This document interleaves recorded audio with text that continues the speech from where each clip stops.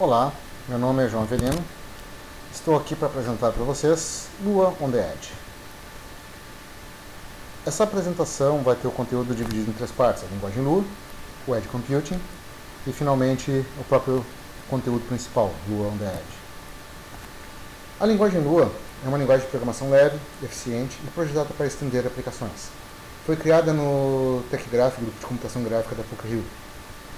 A motivação era estender aplicações sem necessidade de compilar.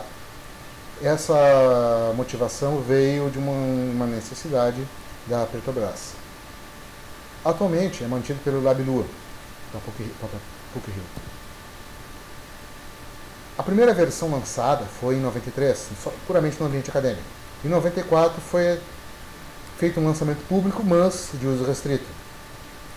Em 95 foi feito um lançamento então de uso livre, sem maiores restrições. A partir de então, a Lua começou a ser utilizada bem mais ostensivamente e fora do ambiente acadêmico. Em 2003, foi lançada uma versão que foi um marco, a versão 5.0, oferecendo diversos recursos novos de Lua, que hoje em dia caracterizam a linguagem, e principalmente uma nova licença, MIT. A última versão da linguagem foi lançada agora em 20 de outubro, é a versão 5.4.1. Características de Lua. É uma linguagem de script, então é uma linguagem interpretada. Eu posso utilizar tanto chamando um arquivo contendo meus comandos, como posso também digitar dentro do prompt que o interpretador oferece. É uma linguagem muito paradigma, apresentando três paradigmas principais: integrativo, funcional e orientado a objetos. Eu posso tanto programar usando apenas um deles ou misturar os três. Ele oferece tipagem dinâmica, isto é, ele permite que eu não precise me preocupar com o tipo de dado que eu estou utilizando. Ele se encarrega de detectar e mudar de acordo com a necessidade. As suas principais estruturas de dados são as tabelas. Toda a organização do código é feita em tabelas. Então, internamente, a organização dele, além de oferecer as tabelas para uso do próprio programador. Ele oferece um garbage collector, nos liberando da preocupação de alocação e desalocação de memória, agilizando bastante e tornando mais amigável o desenvolvimento. Pode ser facilmente integrado à linguagem C e bibliotecas, possibilitando então que, caso algum recurso que a linguagem não oferece e seja necessário, nós possamos implementar em C e simplesmente adicionar e fazer a referência. Como qualquer linguagem de programação moderna, oferece as estruturas de controle convencionais: break, if, for, repeat, while e assim por diante. Ele nos oferece dois tipos de escopo global e local, permitindo então que nós construamos blocos de código, onde nós temos um escopo local, e vamos ter o escopo global, podendo declarar variáveis e funções acessíveis em todo o programa. E como eu já adiantei, ele permite implementar funções. Um conceito interessante, que é útil saber, porque geralmente nos manuais são feitas referências, é o chamado chunk. É a porção de código executável em Lua. Isto é, uma vez que o meu código foi interpretado, aquela interpretação do código gera para mim um código executável. Tipicamente, esse código executado é melhor visualizado como sendo bibliotecas, funções. Então são porções de código que são executáveis em Lua.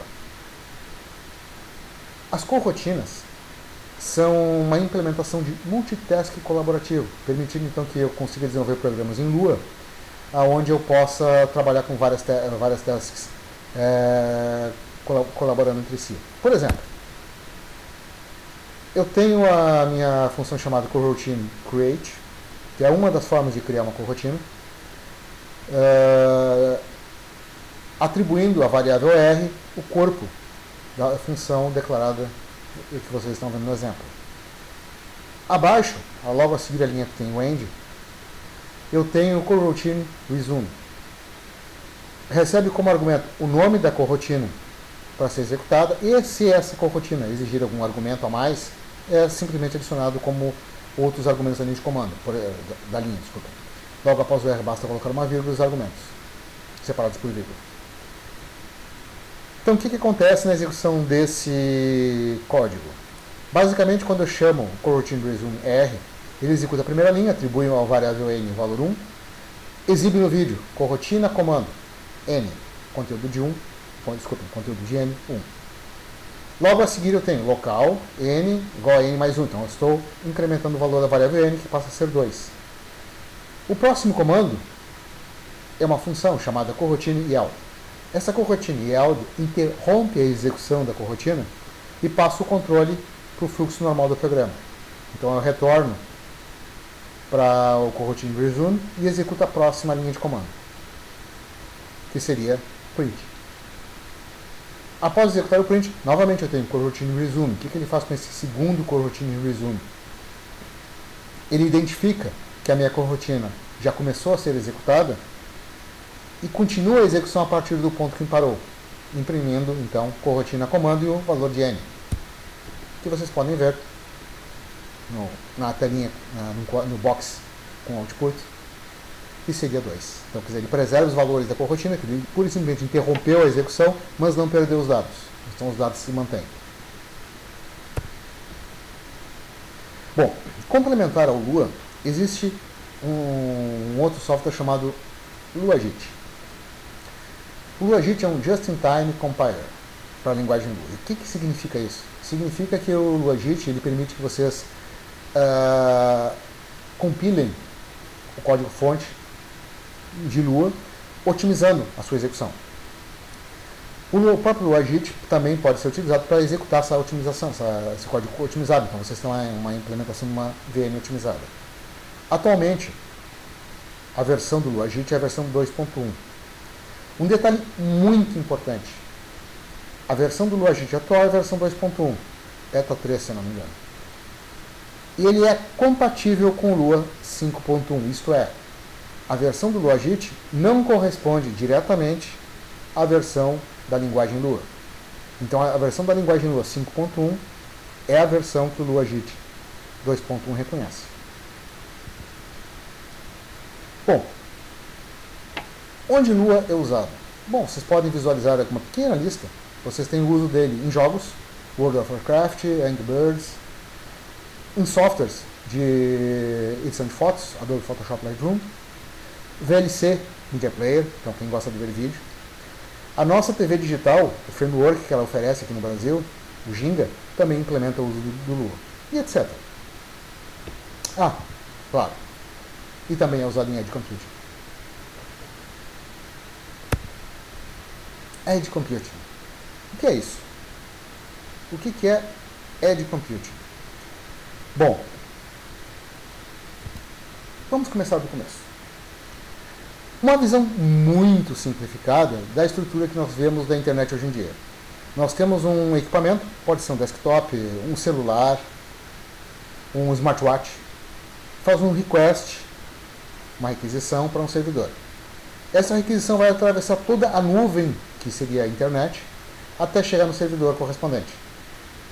O servidor, então, responde, através de um response, essa requisição, esse request. Novamente, o response vai percorrer todo o caminho da internet até chegar em quem requisitou.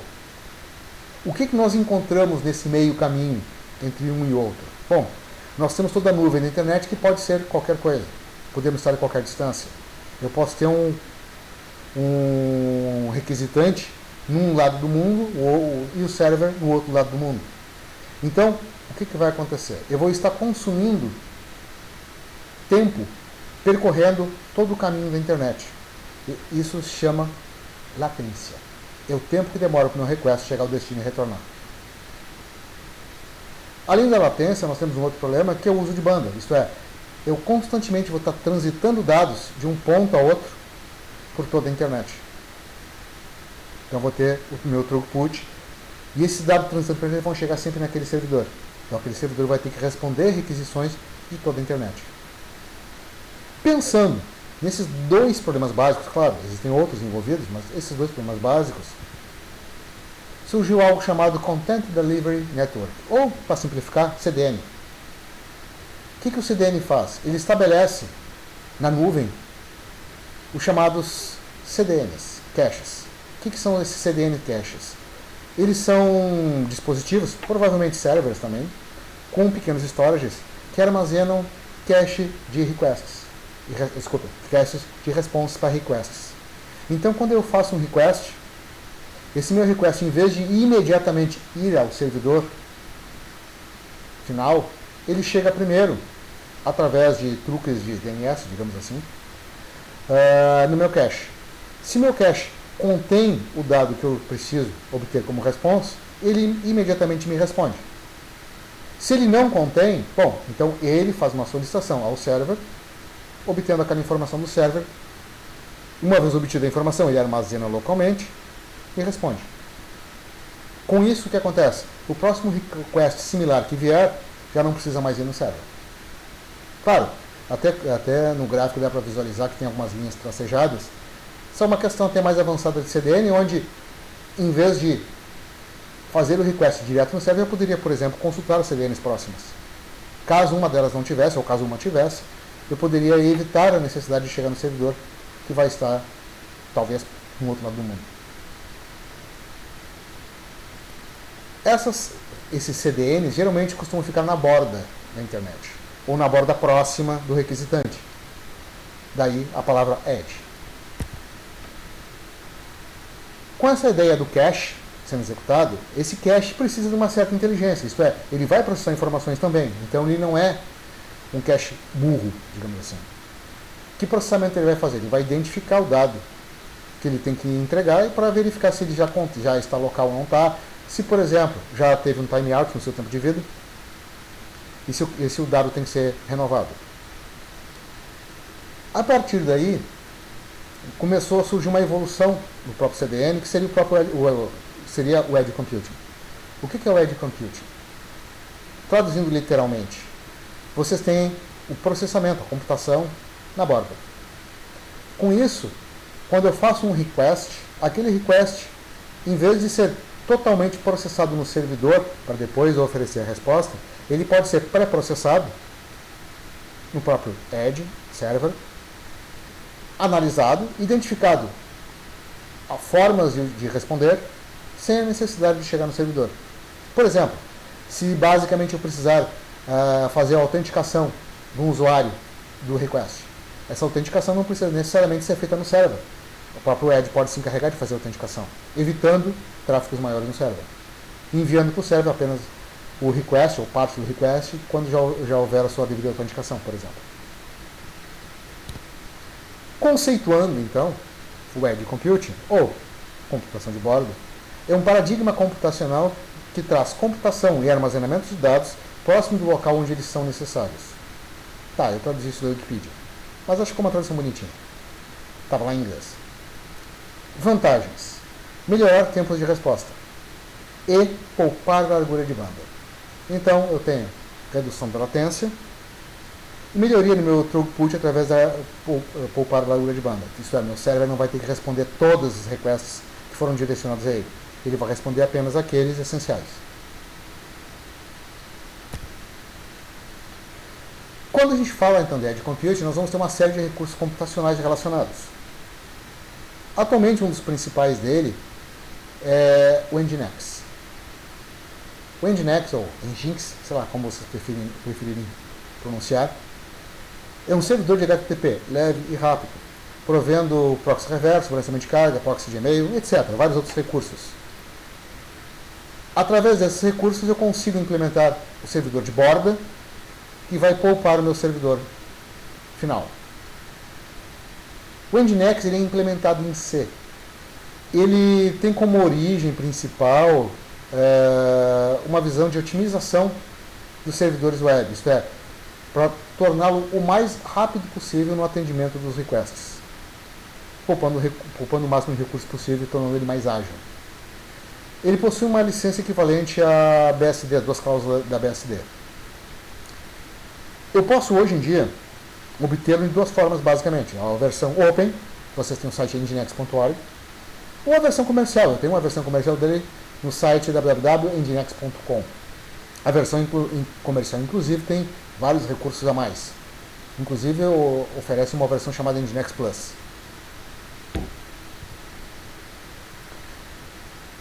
Como o Nginx opera? Essencialmente, ele trabalha com múltiplos processos, onde um de controle, não, onde um deles é o de controle, desculpem, uma falha na apresentação, identificado como master, e outro, ou outros no caso, são identificados como workers. Ele opera como Event Driven Architecture. O que significa isso? Ele basicamente é orientado a eventos. Quando chega um request no processo conhecido como master, esse master ele reconhece o request e repassa para um dos seus processos workers. A partir de então, o worker se encarrega de fazer o que tem que fazer, o master está liberado para atender o próximo request. Então, basicamente, a recepção dos requests gera um evento e esse evento é repassado para os workers que então vão trabalhar nele adequadamente, liberando então para a recepção de novos eventos. Ele é implementado com uma arquitetura modular. Então, ele, por causa disso, ele acaba sendo expansivo e extensível.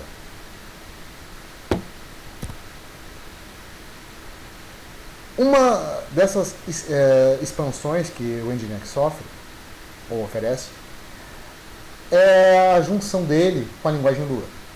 Nativamente, inclusive, ele até tem suporte para algumas coisas, alguns recursos em Perl.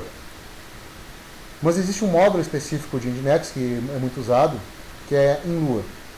Através do Lua, vocês conseguem implementar no Nginx um tratamento muito mais ágil dos requests, possibilitando então que o Nginx, que normalmente poderia agir tranquilamente como um CDN, ele possa agir também como um Edge Computing Node. Isto é, um nodo de computação de borda, pré-processando os requests que chegam lá. Esse módulo Lua para o Nginx, ele é implementado através do LuaJIT, daí a apresentação inicial da existência do Just-in-Time Compiler. Que opções ele oferece? Que opções eu tenho para utilizar o Nginx mais o Lua? Bom, a primeira delas, como é software livre, eu posso simplesmente pegar os fontes, tanto do Nginx como do LuaJIT, até mesmo demais módulos que eu precisar, e posso compilar a partir de fontes. Normalmente, vocês encontram distribuições que oferecem esses pacotes. Então, vai depender da distribuição, se ele já oferece o pacote Nginx e o módulo Lua, ou outros módulos. Uma forma, digamos assim, relativamente universal, é usar algo chamado OpenRest. OpenRest é uma implementação aberta do Nginx mais Lua. Inclusive uma implementação aberta deles que oferece pacotes para uma grande variedade de distribuições. E algo muito importante, oferece uma documentação muito farta e bem clara. Bom, parte dessa documentação vocês já podem ver aqui. Essas são as diretivas Lua no fluxo do Nginx. O que acontece então? O Nginx, quando é integrado ao Lua, ele permite que eu insira processamento através do Lua em momentos do seu fluxo de request. Então aqui nós temos uma visão global. Eu sei, a fonte está pequena, difícil visualizar. Vamos olhar um pouco melhor cada um deles. Eu posso inserir processamento Lua na fase de inicialização, initialization. Nessa fase eu tenho dois momentos. Um é o chamado init by Lua, o init só, apenas init. Esse init é quando o daemon, o server, o programa Nginx, está sendo inicializado. Quando esse programa é inicializado, então, através dessa diretiva, eu consigo executar código Lua. A segunda diretiva que eu tenho é o init worker by Lua. Esse init worker, ele é executado quando cada um dos workers é inicializado.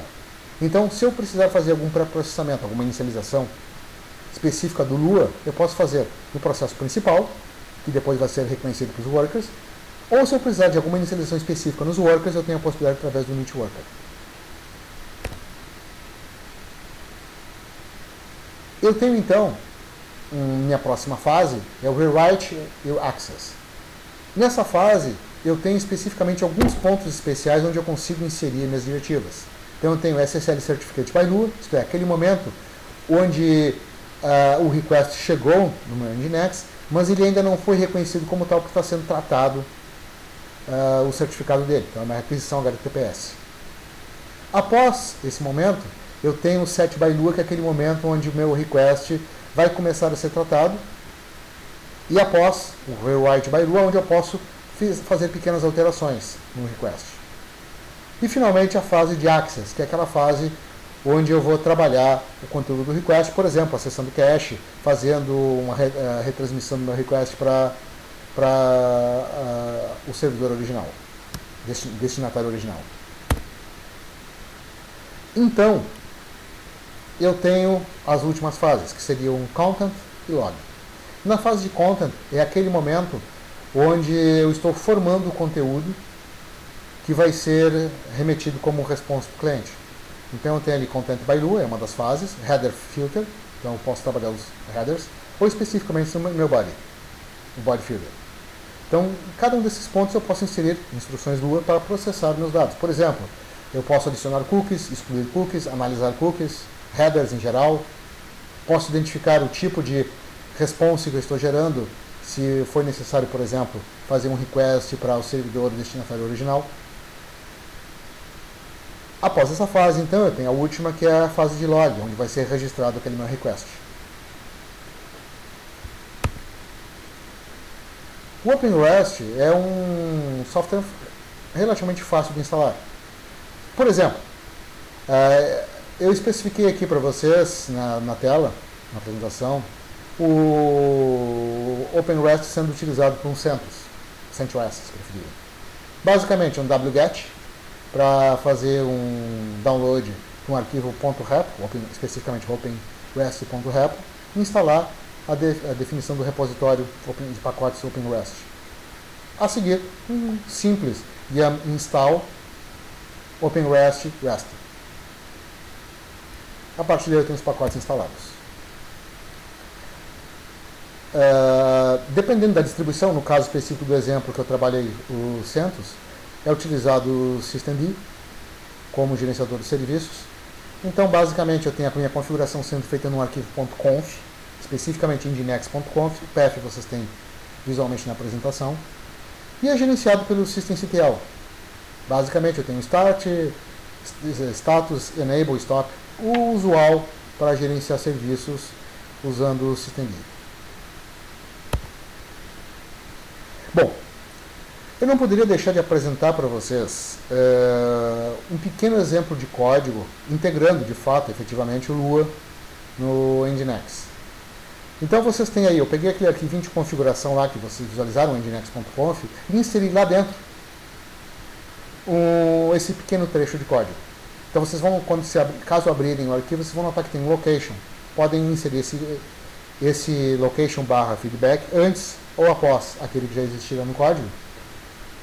Onde eu tenho location feedback, é uma instrução específica do Nginx, é uma configuração dele.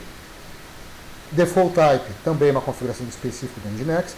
E a seguir eu tenho content by Lua block. O que significa isso? Significa que eu tenho agora, especificado logo a seguir, código em Lua para ser executado. Eu até pensei em implementar um algoritmo mais complexo, mas eu acho que fica bem simples, é uma coisa só visual, já que a documentação do LuaJIT é muito farta, do OpenRest é muito farta. Aqui vocês têm instruções simples, por exemplo, nginx.header, que permite que vocês definam um header. Eu defini um header chamado axResponse_by e atribuí para esse header o conteúdo da variável git.version. Basicamente, é a versão do LuaJIT. A seguir eu tenho as instruções nginx.say, que são instruções que permitem que vocês escrevam no body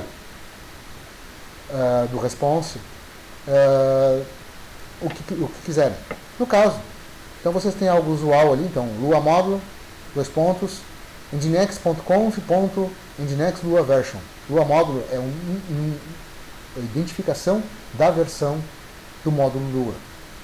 Abaixo, Lua, eu tenho a versão específica da linguagem Lua vinculada, aquela reconhecida pelo LuaJIT. E depois simplesmente alguns dados a mais de configuração do próprio Nginx que eu consigo obter através do Lua. E aqui vocês têm uma visualização de como seria a execução. Notem Eu tenho um request sendo feito através do comando curl. Eu não botei o output completo na tela, até mesmo para evitar sobrecarregar de informações. Mas notem, por exemplo, que eu tenho ali content type text plain, retornando a minha configuração default type text plain. Notem que eu tenho aqui default type text plain definido aqui. E eu tenho um cabeçalho, um header definido chamado xResponseBy e a versão do Luajit, definido na linha nginx.header. E abaixo, obviamente, eu tenho a execução das demais linhas de código Lua que foram visualizadas lá. Bom, a ideia da apresentação é dar um review apenas básico do que seria o Lua, o que seria a Edge Computing e a aplicação do Lua em Edge Computing, especificamente usando o Nginx. Espero que tenha sido útil a apresentação para vocês. Estou à disposição de dúvidas quando quiserem. É só darem um alô. Ok? Bye, muito obrigado pela atenção.